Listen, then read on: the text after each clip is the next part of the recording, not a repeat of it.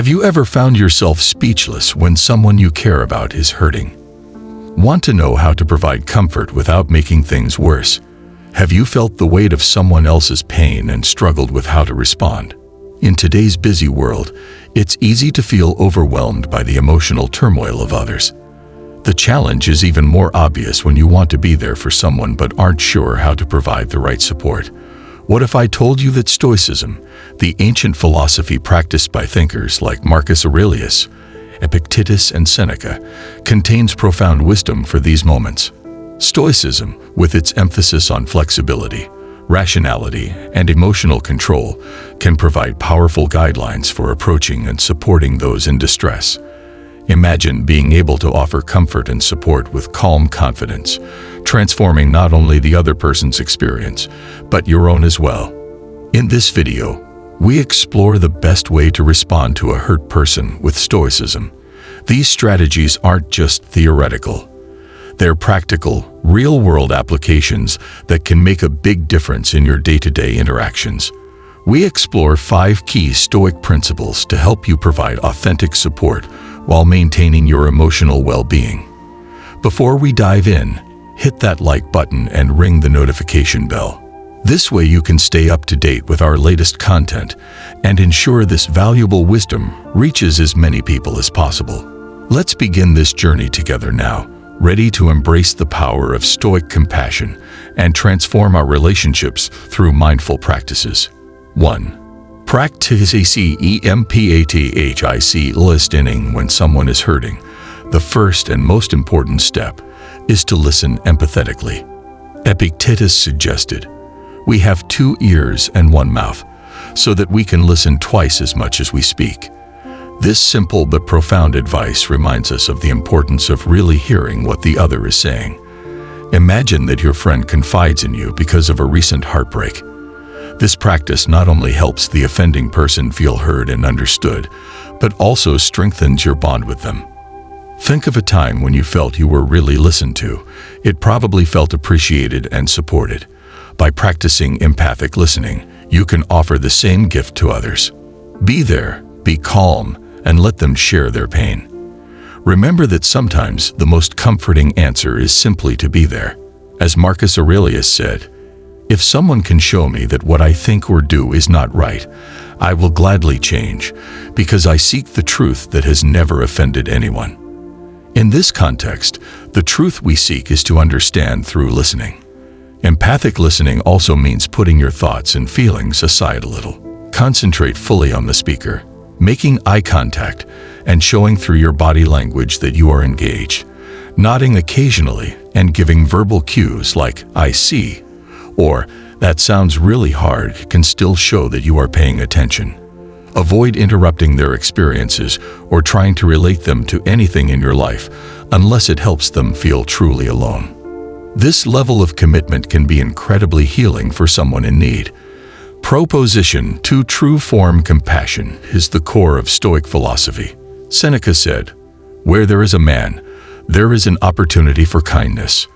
When responding to someone who is hurting, offering genuine compassion can make a world of difference. Imagine comforting a colleague who has just lost a loved one. A simple act of kindness, such as offering a comforting word or a gentle pat on the shoulder, can express empathy and concern. This approach promotes a sense of connection and support, which helps the injured person feel less alone in their pain. Think of a time when someone showed you compassion during a difficult time. It probably had a profound effect on your healing process. By offering true compassion, you can help someone else on their journey to healing. Remember, it's not about solving their problems. It's about being there and showing that you care. Be kind, be compassionate, and let your actions speak for themselves. True compassion is calm, consistent, and deeply felt. As Marcus Aurelius emphasized, the happiness of your life depends on the quality of your thoughts. Cultivating thoughts of kindness and compassion leads to a more fulfilling and connected life.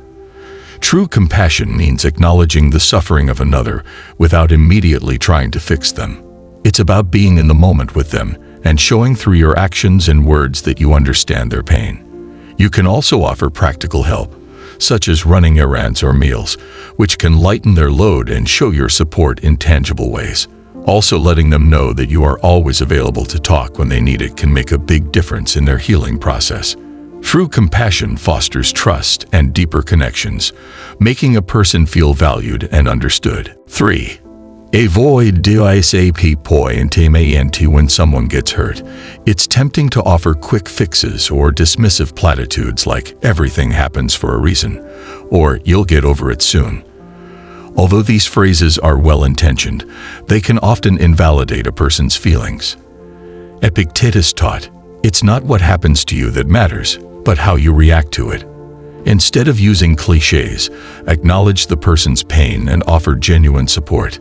Imagine that your friend shares her struggle with anxiety. Instead of saying, "Just think positive," you can say, "I'm sorry you're going through this. How can I support you right now?" This approach validates their experience and shows that you are willing to help in a meaningful way. Think of a time when someone offered you a disparaging comment during a difficult time. It probably made you feel misunderstood and isolated. By avoiding platitudes and offering genuine empathy, you create an environment that supports healing. Be aware, be attentive, and let your words be a comfort. Remember that true support is existence without fixing everything. As Jim Rohn wisely said, "Discipline is the bridge between goals and achievement."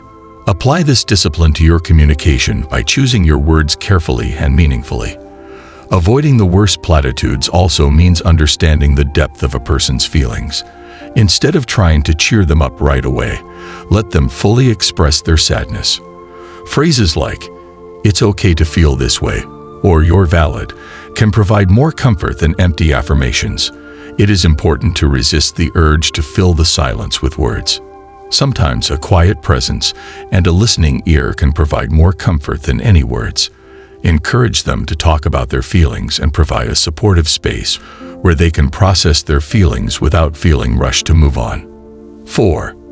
Investigate self-reflection. One of the main tenets of Stoicism is the practice of self-reflection.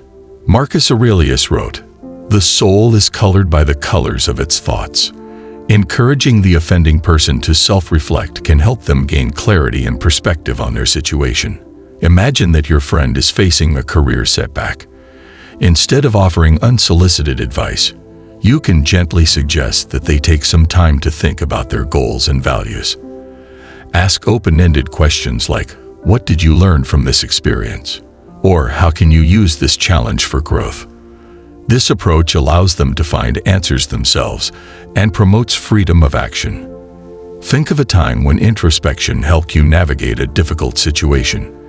It probably gave you valuable insights and a new sense of purpose.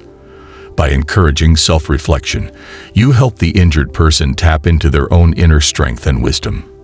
Be supportive, be patient, and let their journey of self-discovery unfold. Remember, the goal is to guide them to their own understanding, not to impose your point of view. As Seneca wisely said, "While you live, learn to live." Encouraging self-reflection can also include directing them to practical exercises, such as journaling or mindfulness meditation. These tools can help them process their emotions and gain a deeper understanding of their experiences. Remind them that growth often comes from adversity, and that this difficult period can lead to personal growth. Share your experience of self-reflection and how it has helped you in similar situations, providing an example for them to follow. Encourage them to be gentle with themselves during this process, allowing time and space for healing and understanding to occur naturally. 5. Support your emotional avoidance. Supporting an injured person can be emotionally significant, so maintaining your emotional balance is essential. Marcus Aurelius advised, "You have power over your mind, not over external events. Realize this, and you will find strength." Practice self-care and mindfulness to control your emotions. Imagine you are providing support to your friend during a divorce. It is very important to make sure that you do not endure their pain to the point where you cannot overcome yourself. Set healthy boundaries and make time for self-care that rejuvenates your mind. Think of a time when you felt overwhelmed by someone else's struggle. it has probably affected your well-being and ability to provide support. By maintaining your emotional balance, you can provide a constant and grounded presence. Stay focused, stay strong, and let your inner peace radiate outward. Remember that you cannot pour from an empty cup. Taking care of yourself helps you be a more effective support system for others. As Jim Rohn said, "Take care of your body. It's the only place you have to live." Apply this wisdom to your emotional well-being as well. Hold this.